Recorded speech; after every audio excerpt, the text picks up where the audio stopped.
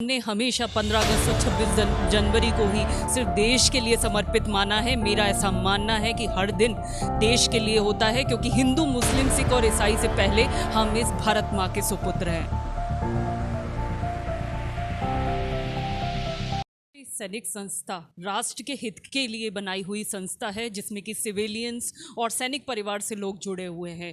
हमने हमेशा 15 अगस्त और 26 जनवरी को ही सिर्फ देश के लिए समर्पित माना है। मेरा ऐसा मानना है कि हर दिन देश के लिए होता है, क्योंकि हिंदू, मुस्लिम, सिख और ईसाई से पहले हम इस भारत माँ के सुपुत्र हैं। आज हम हमारे जो युवा पीढ़ी है कि 2 बोतल वोडका और काम मेरा रोज का में समट गए हैं। हमें आज के दिन जो हमारे सुखदेव जी, उनकी जन्म जयंती है, उनसे प्रेरणा लेकर हमारे युवाओं को पता होना चाहिए। आज उनके व्हाट्सएप पे किसका जन्मदिन है वो तो उन्हें पता है, पर हमारे क्रांतिकारी जिन्होंने अपने जीवन का सर्वस्व न्यौछावर कर दिया, यदि हम उन्हें ये बताने में अक्षम हैं तो ये इसमें विफलता हमारी सरकारों की है, हमारी व्यवस्थाओं की है। क्योंकि जिनको आज भी हम शहीद का दर्जा दिलाने के लिए लड़ाई कर रहे हैं, उनके लिए आज भी हम इंतज़ार कर रहे हैं, तो ये हमारे देश का दुर्भाग्य है। उन्होंने इसलिए अपने जीवन का सब कुछ न्यौछावर नहीं कर दिया था कि आज हमारे युवा भटके। मेरा तो ये मानना है कि आज की डेट में राष्ट्रीय सैनिक संस्था जैसी एक संस्था नहीं बल्कि हर जगह होनी चाहिए, और हम पूरे हिंदुस्तान में काम कर रहे हैं। लेकिन मेरा ये मानना है कि हमारे युवाओं को जोड़कर और सरकारों को भी कुछ पहल करने की ज़रूरत है। बहुत अच्छा काम हो रहा है, लेकिन सच बताऊं दिल से मैं अभी दुखी हूँ, क्योंकि हालात हम जितने भारत में युवाओं के बीच जा रहे हैं ना, जो जो भगत सिंह सुखदेव ने क्यों अपनी जान दी है, ये तो सोचना पड़ेगा ना हमें।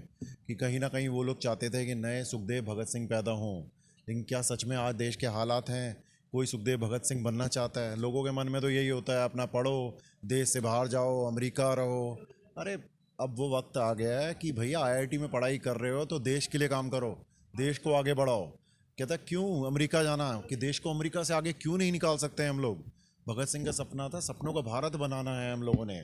और मैं चाहता हूँ ये चीज़ें हों, सिर्फ फंक्शन ना हो। हम लोग चाहते हैं उनकी विचारधारा जो उनकी रही है भगत सिंह सुखदेव की, ये सब युवाओं तक पहुँचे। आजकल लोग क्या होता है, छोटी सी पिस्तौल हाथ में उठा लेते हैं, बम बजा देते हैं, कहते हैं हम भगत सिंह सुखदेव हैं। अरे आप देखिए असेंबली के अंदर कौन सा बम बजाया गया था, एक स्मोक बम था वो।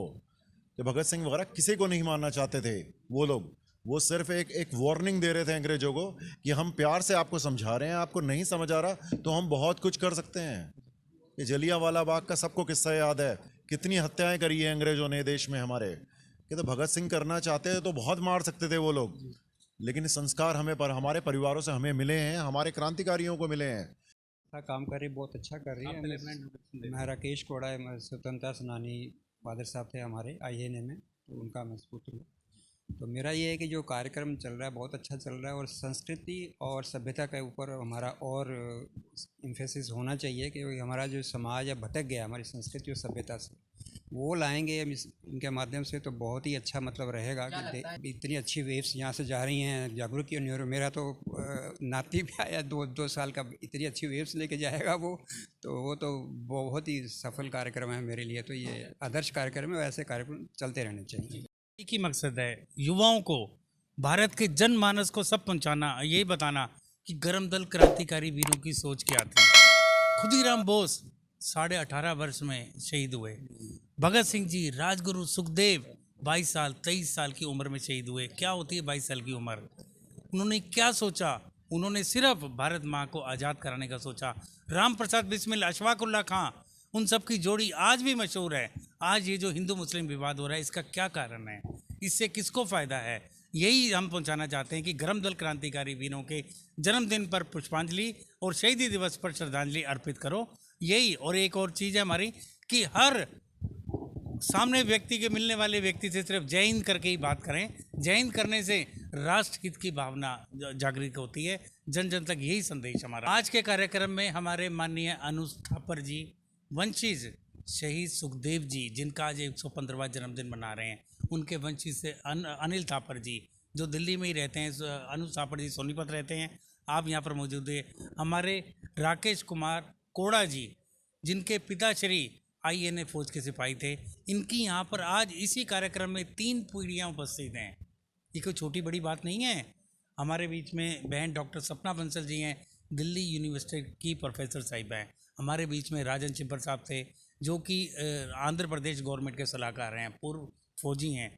ये सिर्फ एक सोच हमारे बीच में पूरे अलग अलग जगह से राष्ट्रभक्त आए हुए हैं सिर्फ एक ही संदेश देने के लिए। 115वें जन्मदिन पर हम सब यहाँ पर पुष्पांजलि अर्पित करने। देखिए, मैं एक ही बात कहूँगा, कोई भी कार्यक्रम करने से पहले, बल्कि कुछ भी करने से पहले, आपके अंदर एक ही चीज़ ज़रूरी है और वो है आपका जज्बा। अगर आपके अंदर जज्बा है तो आप कर सकते हैं। वैसे भगत सिंह जी के ऊपर मैं 7 बार एक्ट कर चुका हूँ, चंद्रशेखर आज़ाद जी पे, विवेकानंद जी के ऊपर मैं कर चुका हूँ राष्ट्रीय सैनिक संस्था के माध्यम से। लेकिन इस वाले एक्ट को मैं आपको ऑनेस्टली बताऊँ तो मैंने परसों तैयार किया था और आज आपके सामने पेश किया है। जॉली जी का बड़ा सहयोग। जॉली जी के बारे में मैं यही कहूँगा कि एक देशभक्ति की जो सच्ची भावना का जो ओत प्रोत से प्रेरित मैंने इंसान देखा, वो राजीव जॉली जी के अंदर मैं वो सारे के सारे गुण देखता हूँ। इसी वजह से वो मेरे पे वो इतना बड़ा अपना आशीर्वाद रखते हैं, मेरे लिए बहुत ही सौभाग्य की। सारे युवाओं को मैं ये कहना चाहूँगा कि हमें पॉजिटिव रहना है और पॉजिटिव रहने के लिए हमारे लिए सबसे पहले हमारा मोटिवेशन बढ़ाने के लिए हमें दुनिया में कहीं पे भी जाने की ज़रूरत नहीं है। आपके पास स्वामी विवेकानंद जैसे आदर्श हैं, आपके पास महावीर हैं, आपके पास बुद्ध हैं, आपके पास भगत सिंह हैं।